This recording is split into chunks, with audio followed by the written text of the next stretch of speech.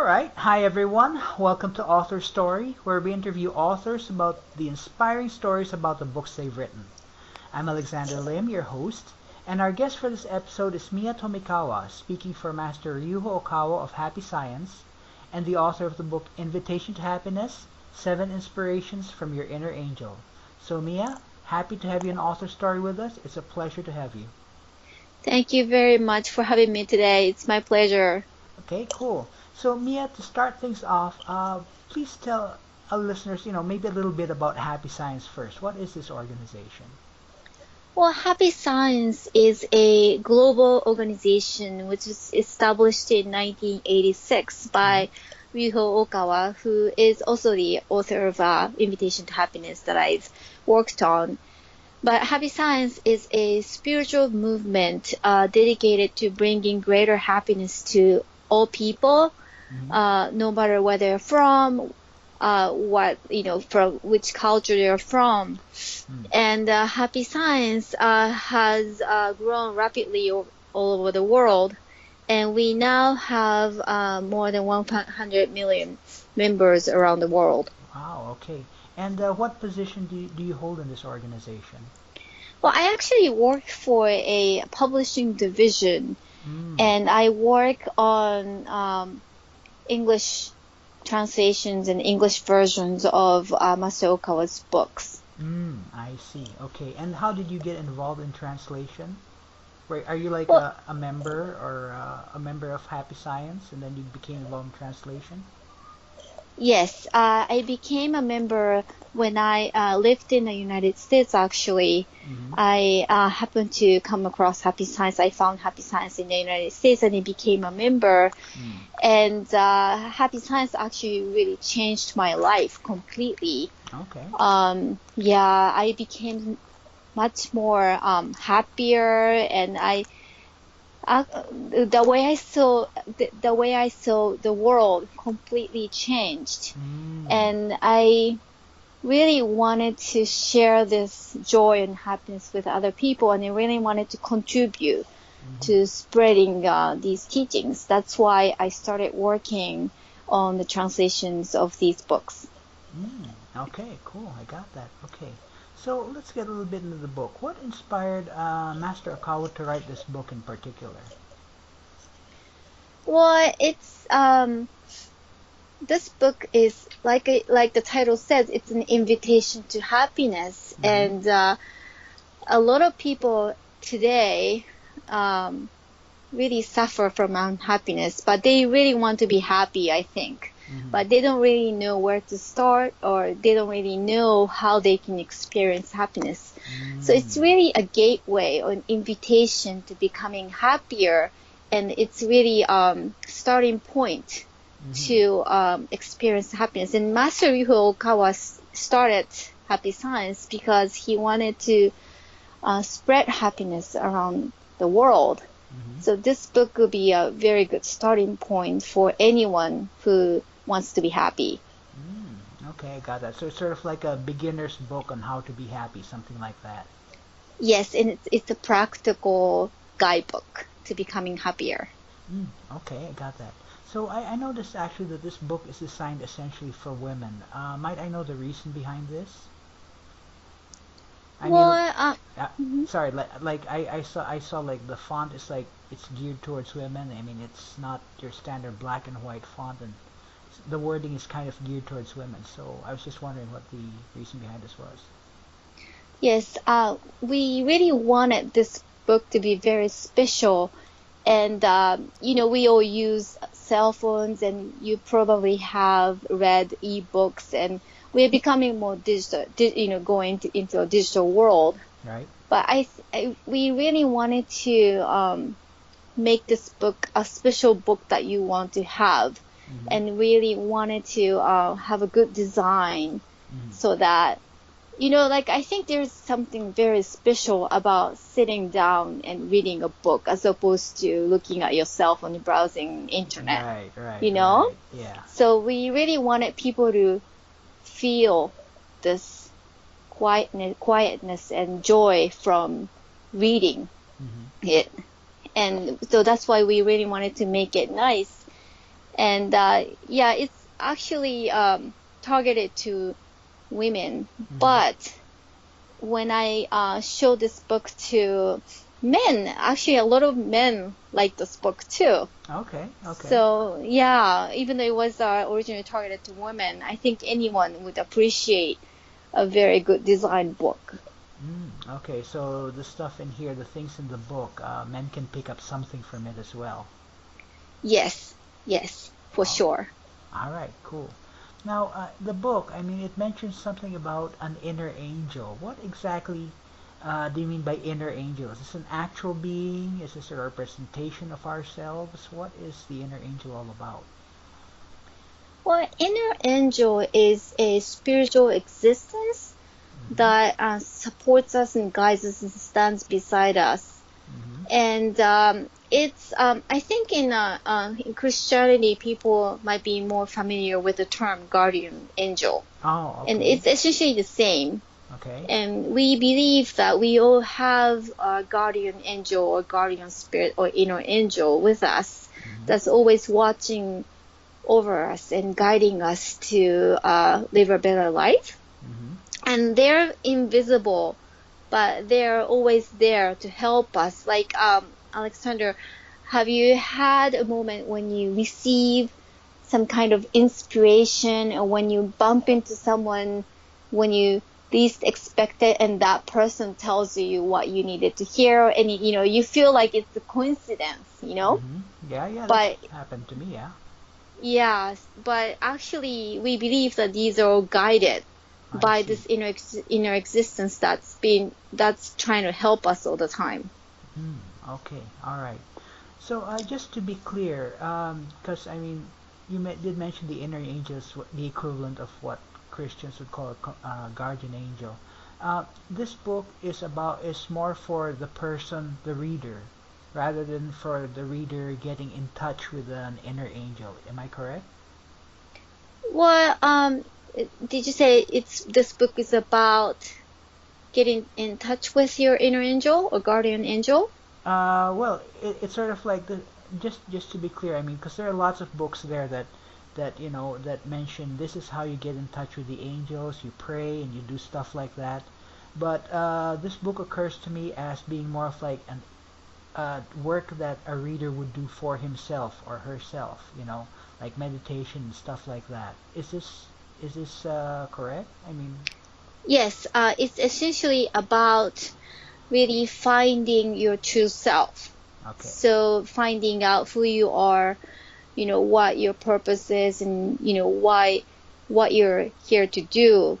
And we have introduced inner angel at the very beginning because in order to receive good inspirations, or when you look within, you need some kind of spiritual assistance or spiritual guidance. Okay. And we wanted to mention this existence of inner angel because when you're aware of the spiritual existence, you can actually get better inspirations, better messages.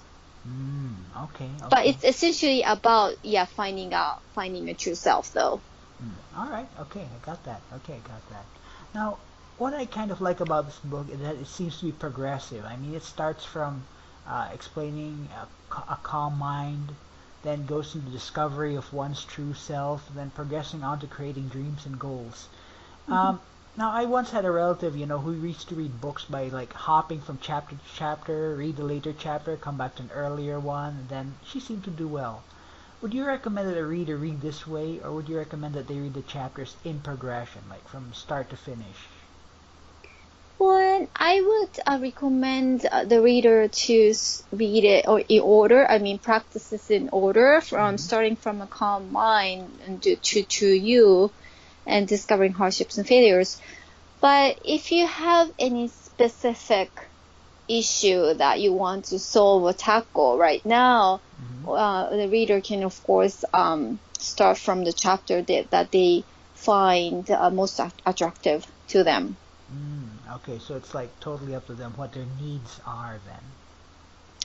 Yes, and I believe that when personally believe that when you open a book, you're already guided there. So whatever you see is what you need to read, I think. Okay. But yeah, but basically, I would recommend anyone to start from the beginning because then you can kind of follow Right. through the process. So Right.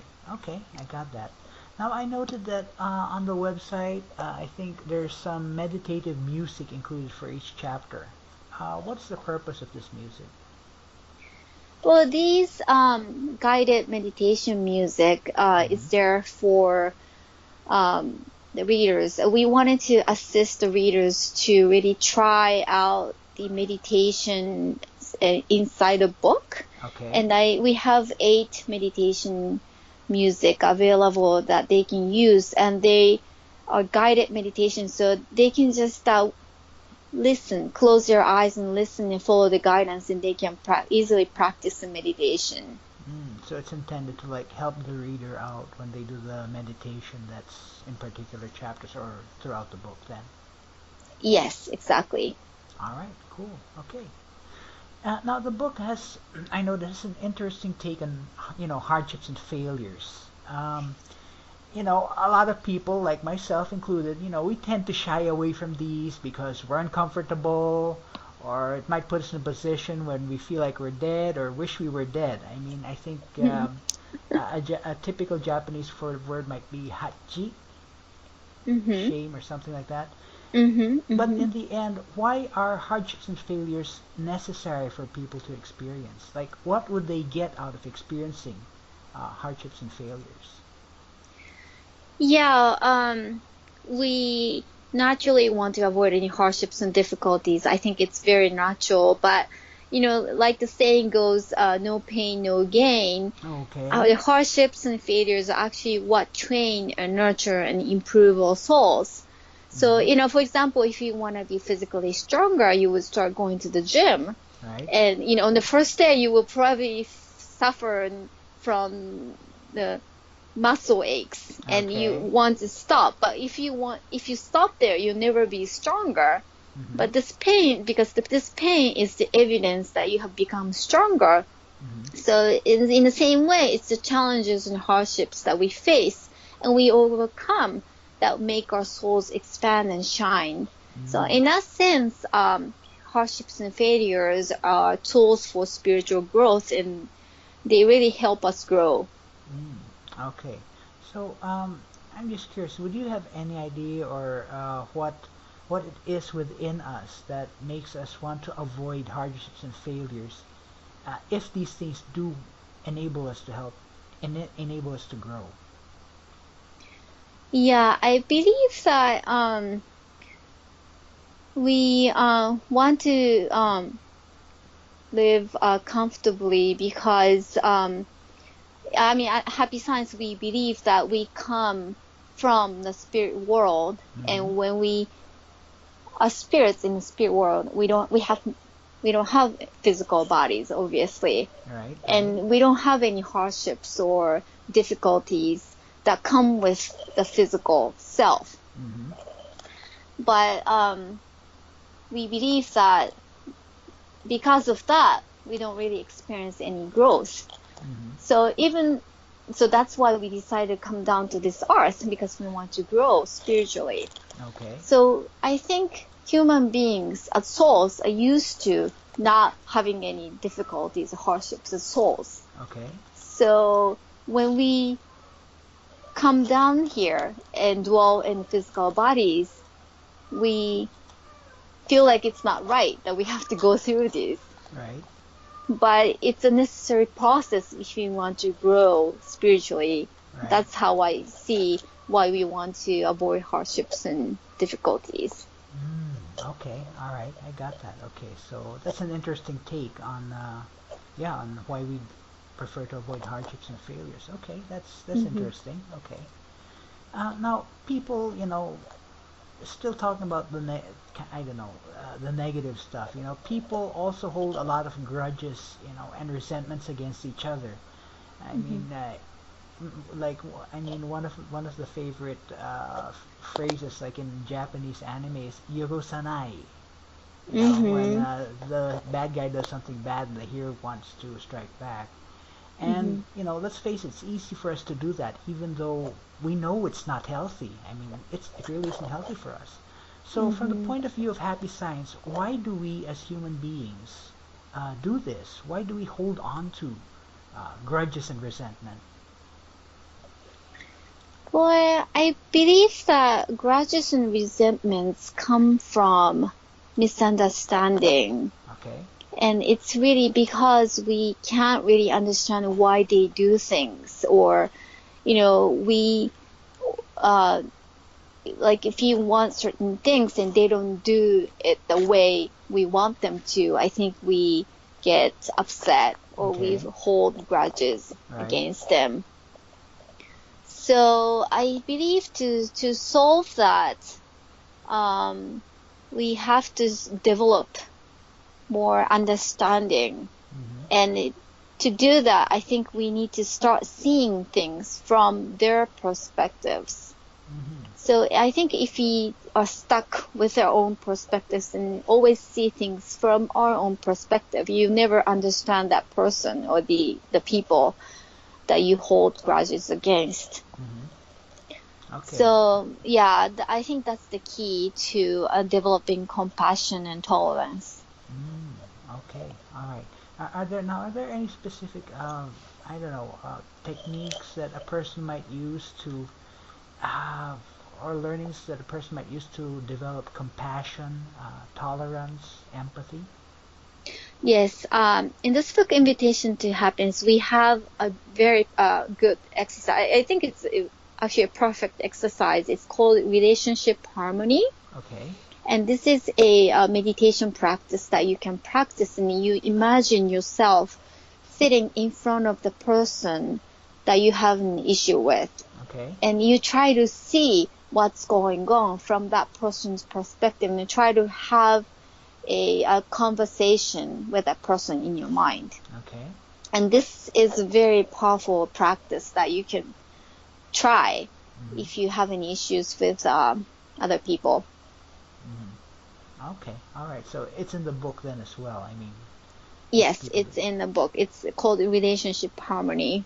Okay. All right. Cool. All right. So that's definitely one good takeaway right there. Okay. Yes. So the book also goes into setting goals. Like I think there's a chapter on, there's a whole chapter, the last chapter on dreams and goals. hmm How does setting goals and making plans to achieve these goals, and then actually setting out to make these goals happen, how does this create a joyful life, a happy life? Well, first of all, we believe that before we are born into this, each of us sets a goal and purpose and what we want to accomplish in this lifetime. Mm-hmm. So I think we have to start from remembering Mm-hmm. what we promised. Mm-hmm. And we, each one of us has a purpose, and it really gives us joy when you discover that purpose and when you can really feel that you've achieved the purpose or what, for the goal you wanted to achieve before you were born. Mm-hmm. So this goal, I'm sorry, this chapter lets you discover what your ideal self is supposed to be, and to realize that ideal self, it lets you set goals and make plans and achieve your dreams.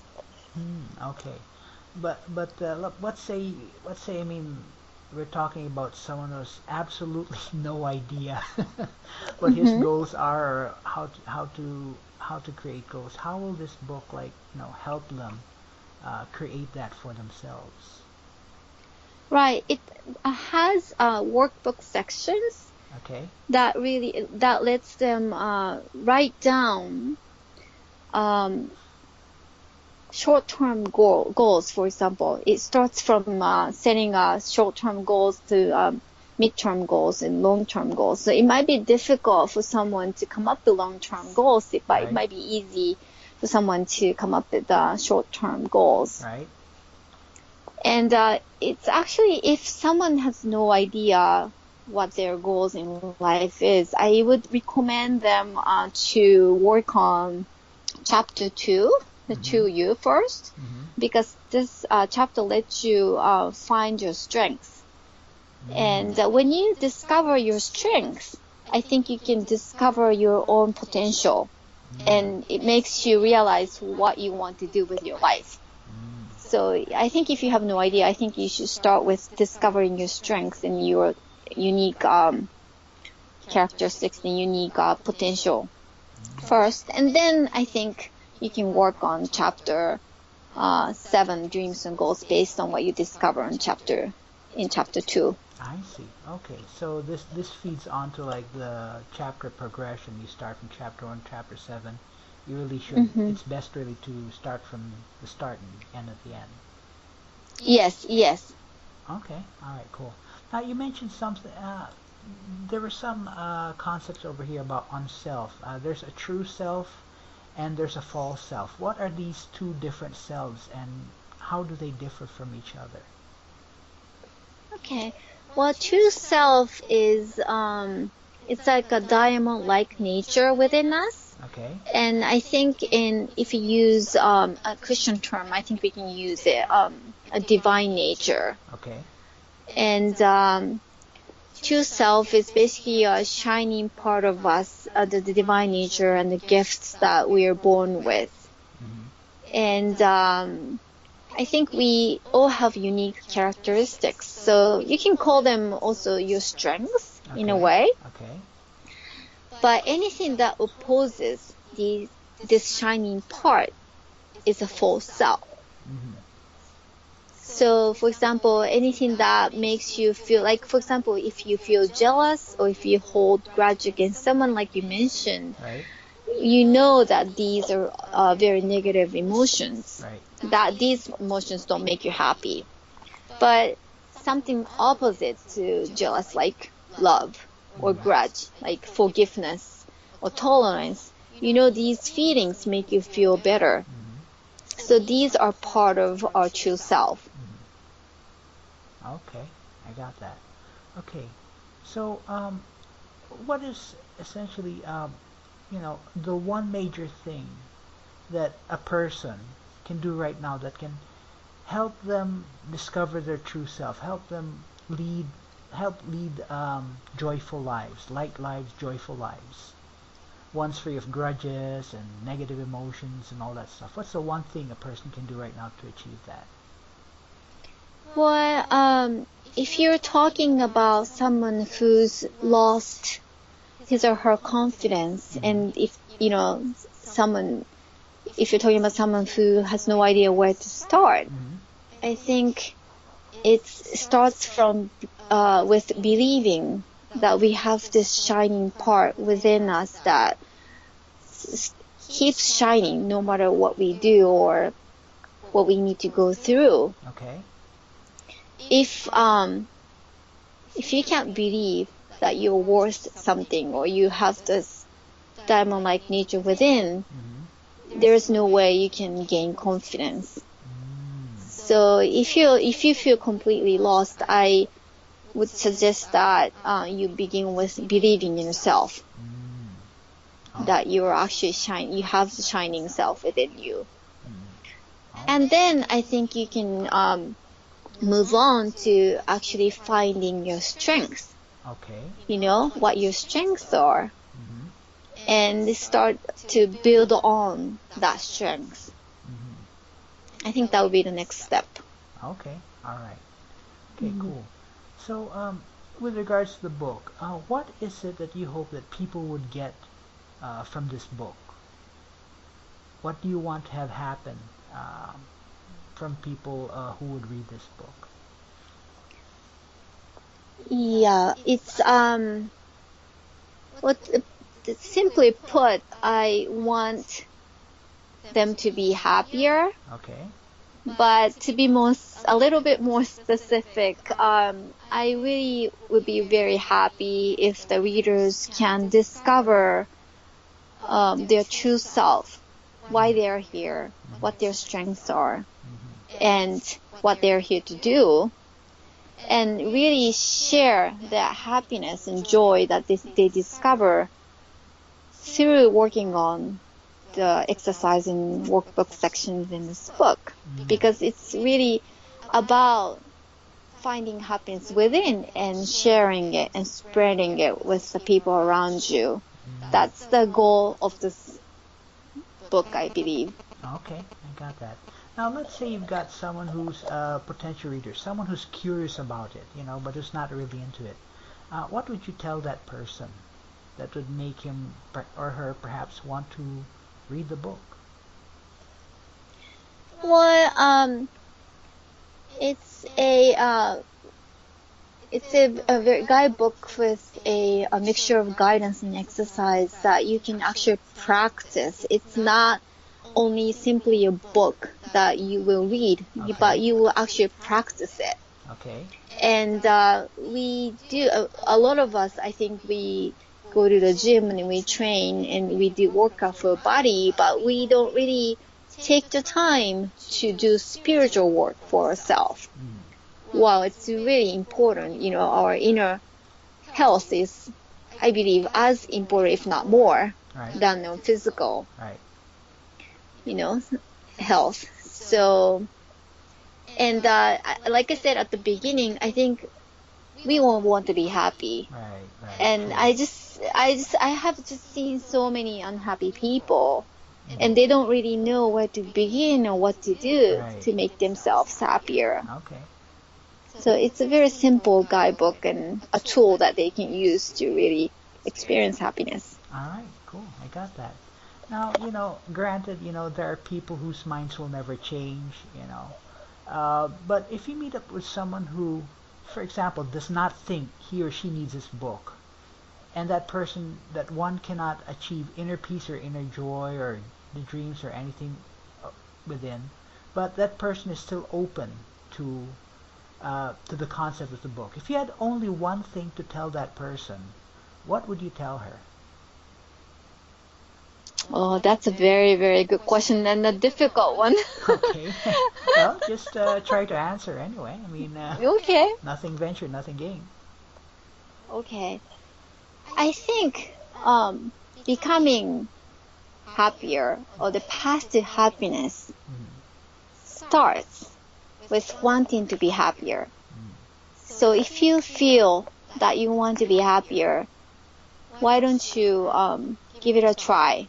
And just try one of the exercises. Just read one of the sections and see how you feel. Okay. All right. Okay. Got that. So, in your opinion, what is the most important message of this book? The one message that basically the book wants to impart to any who read it and to any who goes through its exercises?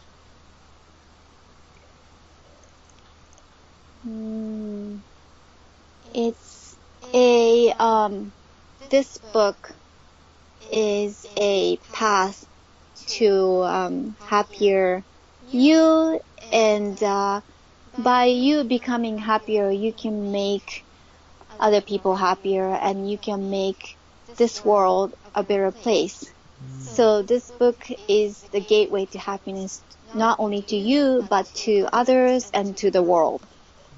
Okay, that's a very positive message there, I must say. Thank you.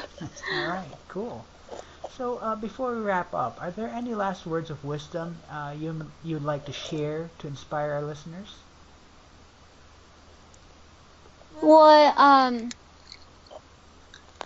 I really want this book to help many people to experience this inner happiness that comes from within. We all have the answer within, and we all know somewhere in our heart the path that we need to take to make us happier. But we don't usually take notice, or we tend to ignore them because we get busy or we get stressed out. So this book gives you a good opportunity to really find that inner joy, to really experience what it's like to become happier in a truest sense. Okay, got that. Oh, those are great words right there. So, Thank you. alright. So in closing, the book is Invitation to Happiness, 7 Inspirations from Your Inner Angel. The author is Master Ryuho Okawa, and you can find the book at okawabooks.com, and it's also available on Amazon and Barnes & Noble. So, Amiya, thank you very much for your time and for being an author story. It was very informative, very interesting, and very happily inspired. Arigato gozaimasu. Thank you very much, Alexander. It was my pleasure. Okay, and there are lots more inspiring authors signed up. If you'd like to follow our interviews, I invite you to hit the subscribe button. We've reached the end of this episode, but I'll be back next week on Author Story with another inspiring author.